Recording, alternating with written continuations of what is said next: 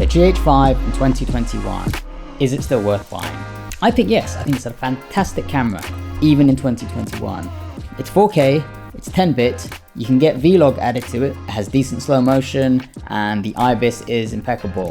To this day, I think of all the cameras I've tested, it still has the best IBIS on it. It's a good hybrid camera, although I predominantly use it for video. The stability on that camera is great, the colors are great, and the image quality is great also. So if you're looking for a reasonable camera in 2021 that is feature packed and relatively reasonable in price, second hand, you can probably pick them up for around £900. I would definitely recommend it. It took me a little while to go from shooting on bigger cameras to be able to get my head around Micro Four Thirds, dealing with the low light capabilities of the camera, and basically figuring it out. So after my initial reaction, which to be fair wasn't that favorable, I had thought about sending it back, but I stuck with it and using it alongside EF glass, speed boosters, and getting some native glass, I was able to get, I think, a very reasonable result. And this was a couple of years ago when it was first released. So here are some clips. I'm always happy to work with this camera. It is definitely a camera that is versatile. It color grades and matches to any camera that I've ever used, whether it be a Red camera or Sony's or Canon's.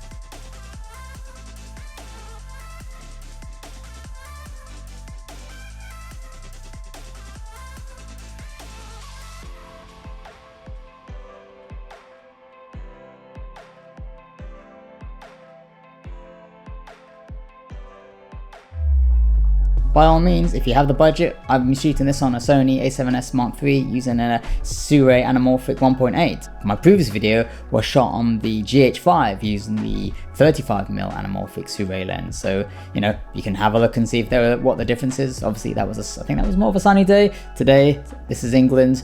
It's a bit cloudy, it's a bit grey. This is summer.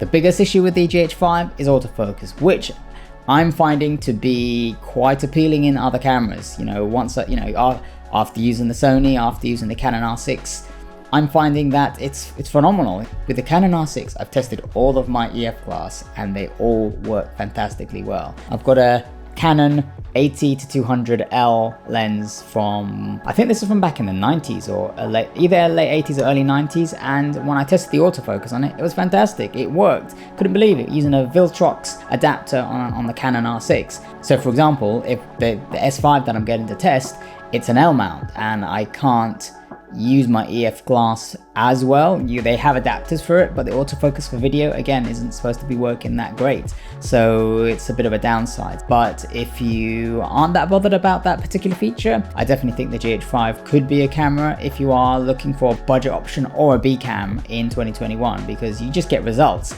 It can be like, it just works. But take that or leave it, bear it in mind. Once you're hitting the mid 1500, you may be better off getting an S5.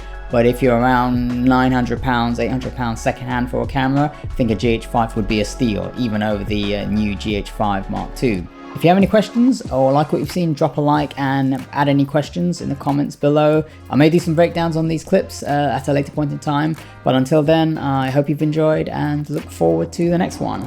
Take care. Bye now.